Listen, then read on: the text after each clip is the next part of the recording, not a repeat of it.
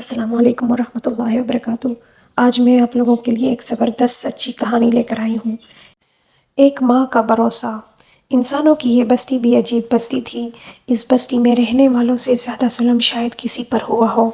اس کا بادشاہ بہت ظالم تھا۔ اس بادشاہ نے جو قانون بنا رکھا تھا، اس سے پہلے وہ قانون کسی نے نہیں بنایا تھا۔ یہ کہانی اسی عجیب اور مظلوم بستی کے گھرانے کی ہے، اور اس کا ایک ایک لفظ بالکل سچا اور حقیقت پر مبنی ہے۔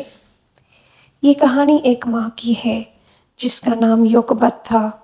یوکبت کے ہاں جب ایک بیٹی اور ایک بیٹے کے بعد تیسرا بچہ پیدا ہوا تو وہ خوش ہونے کے بجائے سخت خوفزدہ اور پریشان ہو گئی۔ اس کی پریشانی کی وجہ وہ خوفناک قانون تھا جو بادشاہ نے بنایا تھا۔ اس قانون کے مطابق بستی میں رہنے والے لوگوں کے ہاں جو بھی بیٹا پیدا ہوتا اسے قتل کر دیا جاتا۔ بادشاہ کی جاسوس عورتیں بستی میں پھرتی رہتی تھیں۔ انہیں جیسے ہی کسی کے ہاں بیٹا پیدا ہونے کی خبر ملتی تو فوراً ظالم بادشاہ کے صفائیوں کو خبر کر دیتی اور وہ معصوم بچے کو قتل کر دیتے۔ یوکبت کو یہی فکر تھی کہ وہ اپنے بیٹے کو ظالم بادشاہ کے صفائیوں سے کیسے محفوظ رکھے۔ اس کے شوہر نے اپنے طور پر اس کا انتظام کر رکھا تھا کہ کسی کو یہ خبر نہ ہو کہ ان کے ہاں بیٹے نے جنم لیا ہے۔ لیکن یوکبت اپنے شوہر سے کہتی ہے کہ ہم کب تک اس بات کو چھپائیں گے؟ جس دن ظالم بادشاہ کو خبر پہنچے گی اسی دن وہ میرے خوبصورت اور روشن آنکھوں والے بچے کو لے جائیں گے۔ وہ دن رات اپنے بچے کی سلامتی کی دعائیں مانگتی۔ جیسے جیسے وقت گزرتا جاتا اسی قدر اس کے دل میں یہ خوف پیدا ہو رہا تھا کہ نہ جانے کب ظالموں کو خبر ہو جائے اور وہ میرے بچے کو مارنے پہنچ جائے۔ یہ انہی دنوں کی بات ہے جب یہ یوکبت کو محسوس ہوا جیسے اس سے کسی نے سرگوشی کی ہے۔ اس نے ارد گرد دیکھا لیکن وہاں کوئی بھی نہیں تھا۔ وہ کمرے میں اکیلی ہی تھی۔ اس نے سوچا کہ شاید یہ میرا وہم ہے، لیکن اسے آواز دوبارہ سنائی دی۔ اس مرتبہ آواز اتنی صاف اور واضح تھی کہ اسے کسی قسم کا شک نہ رہا۔ واقعی کوئی اس کا نام لے کر کہہ رہا تھا، اے یوکبت، جب تمہیں بچے کے بارے میں خطرہ محسوس ہو تو اسے ایک صندوق میں ڈال کر دریا میں چھوڑ دینا۔ دریا اسے کنارے پر دھکیل دے گا۔ یہ میرا وعدہ ہے۔ اس بچے کی حفاظت میں کروں گا اور یہ تمہاری گود میں پرورش بھی پائے گا۔ یہ اللہ کا وعدہ ہے اور اللہ کا وعدہ کبھی جھوٹا نہیں ہوتا۔ یوکبت اللہ پر یقین رکھنے والی ماں تھی۔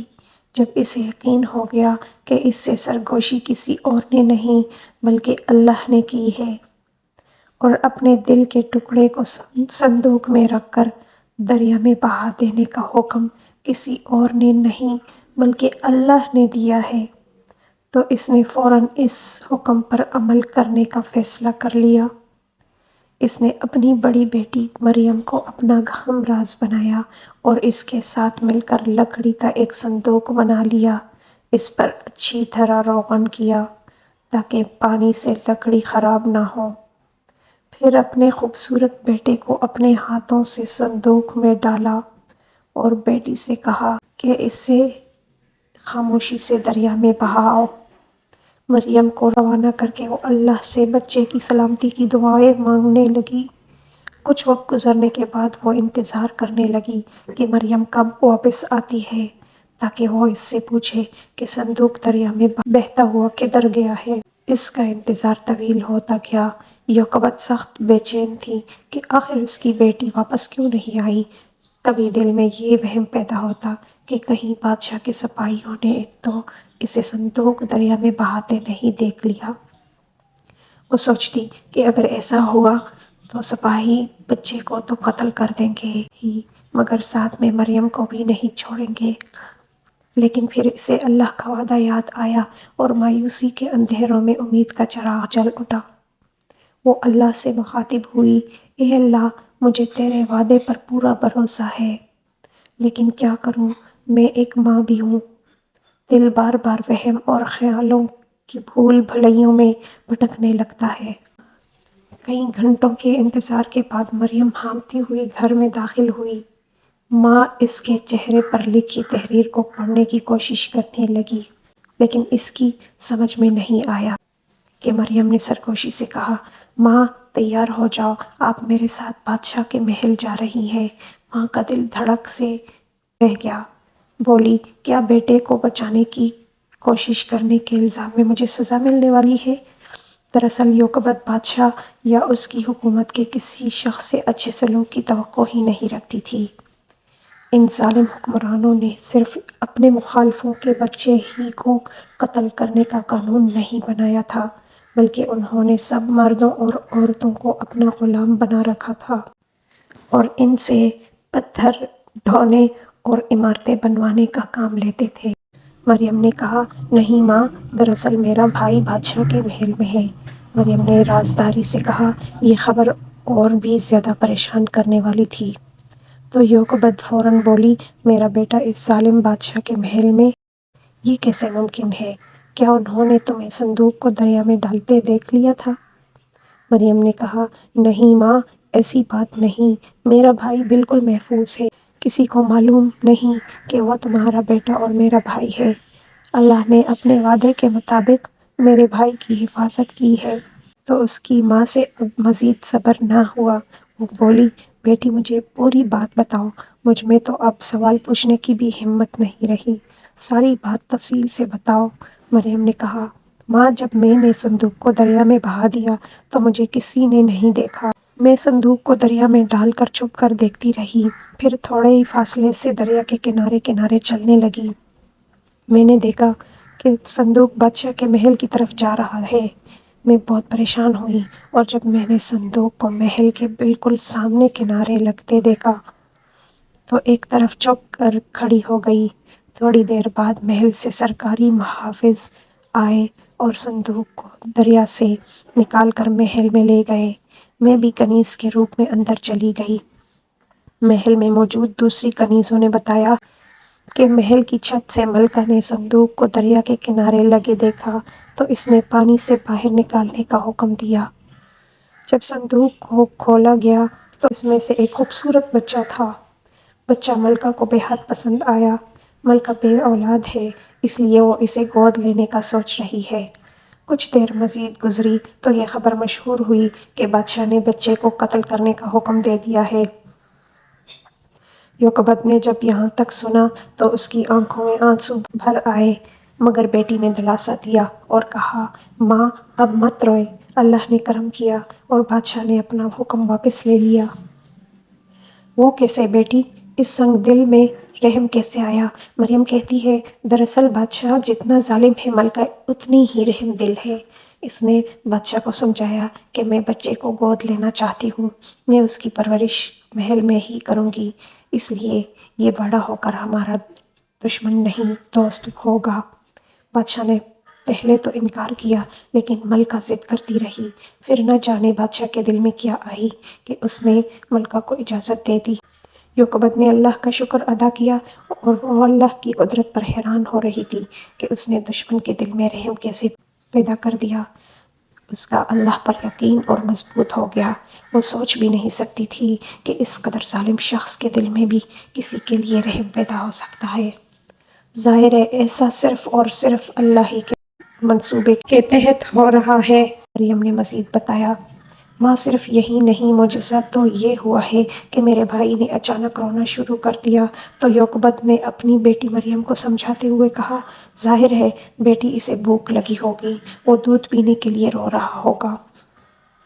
وہ تو ٹھیک ہے ماں، لیکن آپ کو معلوم ہے بھائی نے کسی آیا کا دودھ نہیں پیا، وہ ابھی تک رو رہا ہے، میرا لال ابھی تک رو رہا ہے۔ کیا اتنے بڑے محل میں دودھ پلانے والی کوئی عورت موجود نہیں؟ یوکبد نے بے چینی سے پوچھا۔ مریم نے کہا، نہیں ماں، محل میں دودھ پلانے والی کئی عورتیں موجود ہیں، ان سب کو بلایا گیا، لیکن بھائی نے کسی کا دودھ نہیں پیا۔ سارے محل میں یہ خبر مشہور ہو گئی کہ ملکہ نے جس بچے کو گود لیا ہے وہ کسی آیا کا دودھ نہیں پیتا۔ پھر میرے دل میں نہ جانے کیا بات آئی۔ میں نے ایک کنیز سے کہا کہ میں ایک ایسی عورت کو جانتی ہوں جو اس بچے کو دودھ پلانے میں کامیاب ہو جائے گی۔ وہ کنیز اسی وقت ملکہ کے پاس پہنچی۔ ملکہ کا یہ سننا تھا کہ مجھے بلا بھیجا۔ میں نے ملکہ کو یقین دلایا کہ اگر مجھے اجازت دی جائے تو میں ایک ایسی عورت کو یہاں لاؤں گی جس کا دودھ یہ بچہ ضرور پیے گا، اور ماں اب سیدھی تمہارے پاس پہنچی ہوں۔ دیکھو اللہ نے اپنا وعدہ پورا کرنے کا کیسا شاندار انتظام کیا ہے۔ یوکوبت سجدے میں گر گئی۔ اللہ نے اس کے بھروسے کا مان رکھ لیا۔ تھوڑی دیر بعد یوکوبت بادشاہ کے محل میں تھی۔ اس نے دیکھا کہ اس کا پیارا بچہ بھوک سے رو رہا ہے اور کسی کی گود میں خاموش نہیں ہو رہا۔ کنیزوں کا ایک جمگھٹا اس کے ارد گرد کھڑا ہے، لیکن اسے کسی کی گود میں وہ محبت نہیں مل رہی جو اسے چپ کرا دے۔ پھر یوکوبت نے اسے ملکہ کی اجازت سے اپنی گود میں لیا۔ بچہ خاموش ہو گیا اور دودھ بھی پینے لگا۔ یوں اللہ نے اس ماں سے اپنا وعدہ پورا کر دکھایا۔ اس کی حفاظت کے لیے دشمن کا محل فراہم کر دیا اور ماں کی ممتا کو ٹھنڈک پہنچانے کے لیے اس کا بچہ اس کی جھولی میں ڈال دیا۔ ماں کے اس بھروسے کا اللہ نے صرف یہی انعام نہیں دیا بلکہ یہ بچہ بڑا ہو کر اللہ کا بہت بڑا رسول بنا۔ آج ساری دنیا انہی حضرت موسیٰ علیہ السلام کے نام سے جانتی ہے، اور جس ظالم بادشاہ نے حضرت موسیٰ علیہ السلام کی قوم یعنی بنی اسرائیل کے بیٹوں کو قتل کرنے کا قانون بنایا تھا، اسے دنیا منفتح فرعون کے نام سے جانتی ہے، اور جس رحم دل اور نیک ملکہ نے انہیں صندوق سے نکالا تھا اس کا نام حضرت آسیہ رحمۃ اللہ علیہ تھا۔ جس بستی میں حضرت موسیٰ علیہ السلام پیدا ہوئے اس کا نام روشن تھا۔ یہ بھی اس ماں کے اللہ پر بھروسے کا انعام ہی تھا کہ جب فرعون جیسے ظالم بادشاہ نے موسیٰ علیہ السلام کا مقابلہ کرنے کی جرات کی تو اسے سمندر میں غرق کر دیا اور اس کی لاش کو رہتی دنیا تک کے لیے عبرت کا نمونہ بنا دیا۔ یہ فرعون اس منفتح فرعون کا بیٹا تھا جس کے دربار میں حضرت موسیٰ علیہ السلام نے پرورش پائی تھی۔ یوں حضرت موسیٰ علیہ السلام نے اپنی قوم اور دوسرے اسلام لانے والوں کو فرعون کی غلامی سے نجات دلائی۔ فرعون اور اس کی قوم کے وہ لوگ جنہوں نے حضرت موسیٰ علیہ السلام کا انکار کیا، اللہ کے عذاب کا شکار ہوئے۔